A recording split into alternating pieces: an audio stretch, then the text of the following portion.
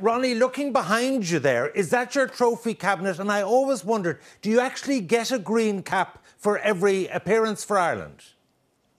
You get a cap for every year. Amount of games you played in the year will be...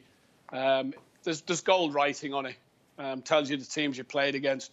Actually, the one in the middle, I just looked actually before I went on here. The one in the middle is my dad's one from 1962-63. He got 2 caps. It wouldn't be big enough to hold all the medals you have, 6 league titles and all that crack. But tell us, give us your best memories for Ireland.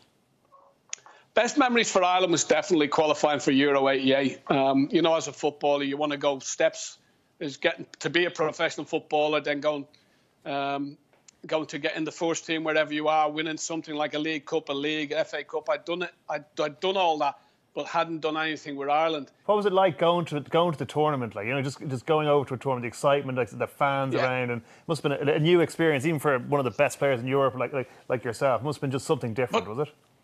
That was it, Paddy. It was winning the things at home back in England, and then you want to go to another step, and the other step is European and then World Cup. And I hadn't done a European till 88, and just the whole experience.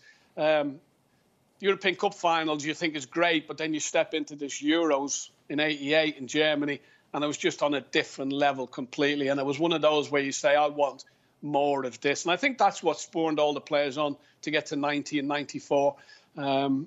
Just the whole atmosphere of the place, the crowd, everybody wants to know about it. It was brilliant. It was really, really brilliant. The goal you're most famous for is the one, I think, against is it against Russia? But it was a fluke with your shin, wasn't it?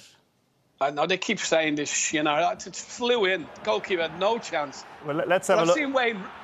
Let's have a look. That looks pretty good to me, to be fair. but yeah, it's all right. Get 3 Scousers then in the picture. It was.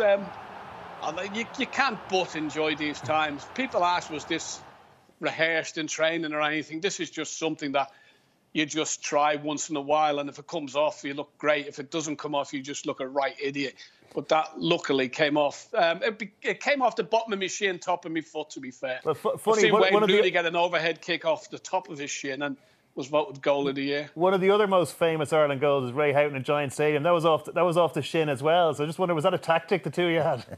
Yeah, we used to do it in training a lot. You mean, right? I have to ask you about Italia 90 because the national memory of it is fantastic. National iconic hero, Big Jack. But you said it was actually your most disappointing and difficult time in soccer. Yeah, that's as a footballer, isn't it? You want to play every time. On that occasion, Jack didn't think I was fit. And then he wouldn't listen to me when I said I was fit. Ended up with us arguing all the time over there. I probably would have been better off coming home.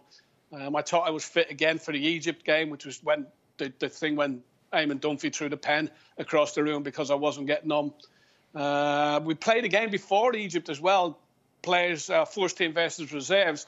And I played fairly well in that game. I thought I had a great chance. And then Jack, before the game went, same team and the same subs. And I was not involved again. I wasn't a sub again. So that was just getting me down. Actually, I went to try and speak to him that night. But he was sitting around with the Charlie O'Leary, the kitman, Mick Bourne, the physio, and other people who'd come out in the FA squad. And I asked him, can I just have a quick word with you? And he went, OK, say here what you want to say. And I said, I just want to talk to you on your own, me and you. And he said, no, I'm not speaking to you, and wouldn't get up. So the whole thing was disappointing and annoying. Do you reckon he just had a problem? Because the outside looking in, you think he may have had a problem with the system was all important. Even your kind of creative, kind of midfield player didn't really suit that. I mean, your face didn't fit, if you like. Yeah, we've seen a bit of that with Jack, haven't we? With Dave O'Leary and Liam as well, Liam Brady. So I don't know whether it was that he probably didn't think I was fit. But it was very hard to get through to Jack. Was he right? The success Ireland had under Jack, was he right to pursue those tactics overall, do you think? Or do you think we could have done even better had he been braver? Or... That is sometimes you sit down on your own and you think, could we have done better? The game against Russia was 1-1. We could have beaten 3 or 4-1. They got to the final, got beat by Holland. We played some of the best football in that game that we've ever played, in that Russian game. And you wonder if we had been allowed just... Jack didn't have confidence in us. He thought footballers wanted to play too much football, get it in the corner, get it out of play. But I'm brought up at Liverpool where I'm keeping the ball all the time. Why do I want to kick it back to the opposition?